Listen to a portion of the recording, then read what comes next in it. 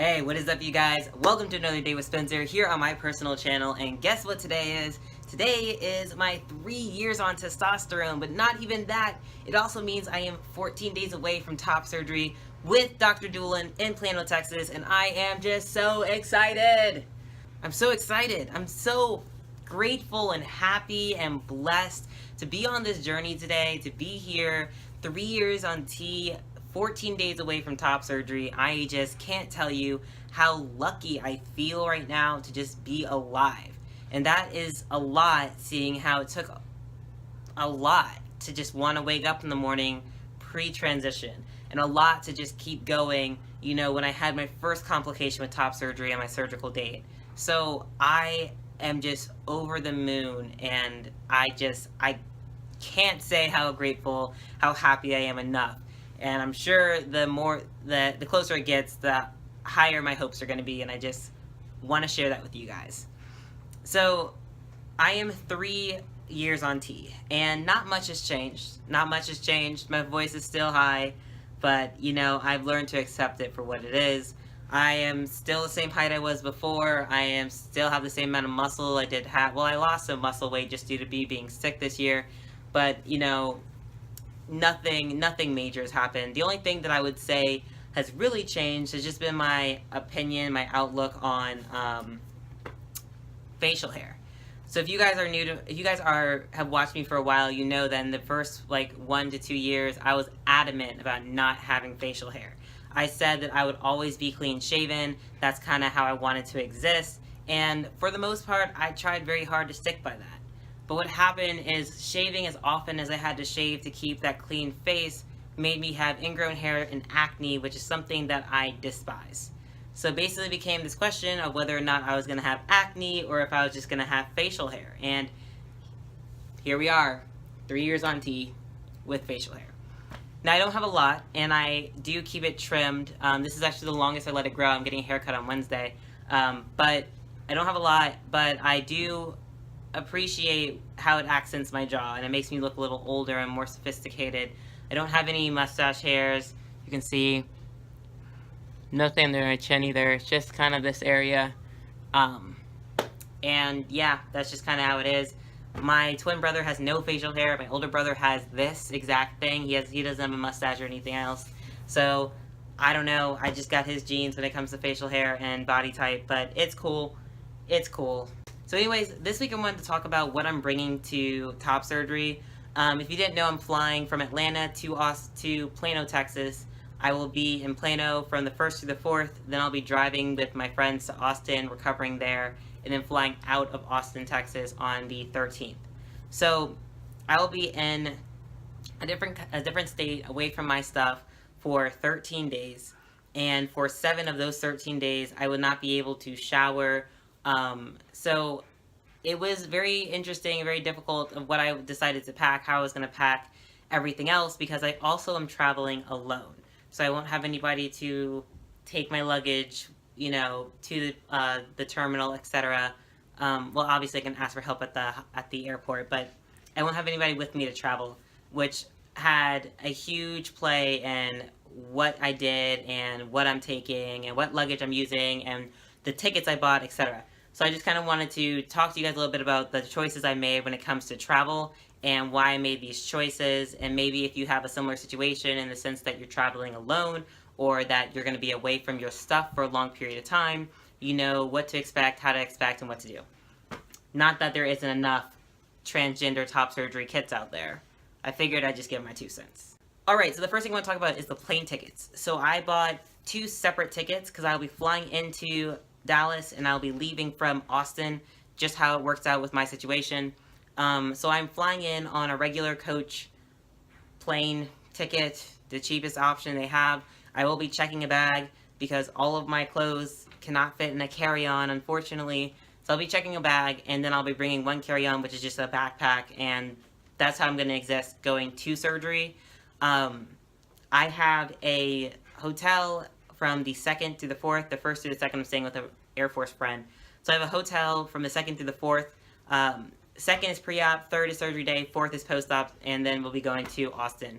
So my hotel, I made sure to get a standard 2 queen size bed option. One, because I'm having friends this could be staying with me, but the other, and probably the most important one, is because I can steal the pillows from the other bed to support me. A thing that I hear a lot of people say to bring is a wedge pillow. I have a wedge pillow for home, but not for travel. And it's just too cumbersome to pack. So I'm just not going to have a wedge pillow for the first 13 days of surgery, which is fine. So I figured I got to, really stock up on pillows. And since I'll be staying in a hotel, though I am sure they'd be more than happy to let me borrow some pillows, or some more pillows, I figured it'd just be easier to have 2 beds where I can just steal the pillows from one and use that to make my little, throne pillow thing.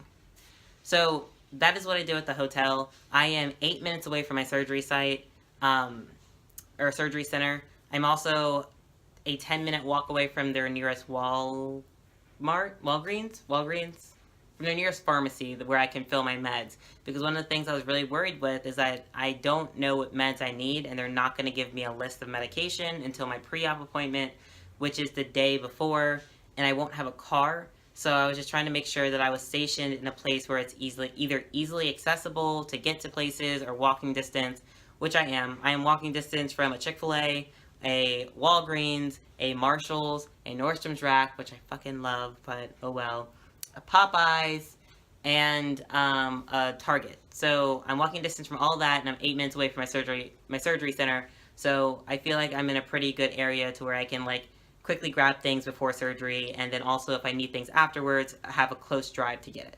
So the last thing I want to talk to you guys about is how I am leaving.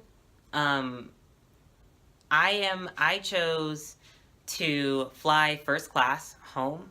The reason being is because I don't know how much pain I will be in, and I don't know, how sitting and stuff is going to be for a 2 hour and 30-minute flight. If you didn't know, I'm 6'1", and I'm already pretty scrunched when I go into a regular coach seat. And if I'm having top surgery, I need to be elongated or stretch out or move around a little bit and readjust. I figured the best way to do that is first class. So if you're traveling alone, I would recommend doing either extended legroom or first class ticket, just because there's only going to be one person next to you if there is a person next to you, and it's going to be a window in an aisle as opposed to having a window, a middle, and an aisle. So you have that extra room to stretch out, shake it off, whatever you have to do while you're on your flight home. So I opted for that. I'm sure if you feel more comfortable, or if you feel comfortable sitting in just a coach seat, pick an aisle or the window seat, so that way you can rest your head on something or have an ability to move around, whatever is more important to you. But that's why I picked first class. That's what I'm flying, first class. I feel like I can treat myself. It's been a long time coming, so it'll be first class home to Atlanta for Spencer. The luggage I'm bringing, I'm not going to go into what I'm bringing. I'll save that for the last week. But just the type of luggage that I'm bringing, because I actually went on a lot of Facebook groups and asked a lot of people, and no one fucking knew what to tell me. So I figured I would just go ahead and say what I'm going to bring if you're traveling alone, because everyone I've talked to have always had somebody with them, and that's just not the case for everybody. So for me personally, I am bringing a 24-inch rolling bag that has 4 wheels that roll in all directions. The reason why I'm bringing that bag is because it glides a lot easier with less amount of pressure, so I'll just be able to, literally, if I want to, kick it, and it'll go the direction I need it to go.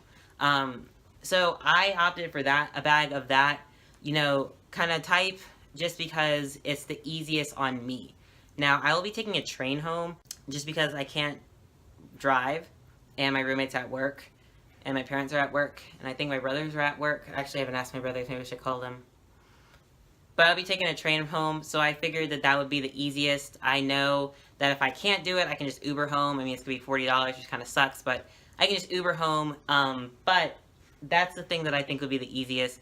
If you guys have any tips and tricks or any idea of what somebody who is traveling alone, if there's a better option for them, what they should do, definitely leave it in the comments below. I haven't found any information on someone who is traveling alone, what luggage works best for them. I will be 11 days post-op when I leave, so it very well could be possible that I'll be able to take a generic rolling bag with just 2 wheels and like pull it beside me and not have any pain, then again, it may be incredibly possible that I have a horrible complication, won't be able to lift the spoon. So we're just going with the safest option, and that's the one I chose. I'm also just taking a backpack. It's gonna be less than 5 pounds. I'm not gonna weigh it. I'm just gonna hope and pray I know what I'm doing. I do have to do some work while I'm in Austin, so I have to bring my laptop and have to be able to make Skype calls and like do some essays. So that's kind of unfortunate because I know my laptop's gonna weigh more than 5 pounds. Well, not more than 5 pounds, but it's gonna be a lot of the weight. But that's kind of what I'm dealing with. That's kind of what I'm working with. So if you have any tips, tricks, comments, issues, problems, concerns, please leave them in the comment section below. This has been a pretty long video, but I'm super excited if you haven't noticed. Yeah, I am 13 days away. I hope you guys are having a great week and are gearing up for an even better weekend. It is Someday. It is Spencer. Until next time.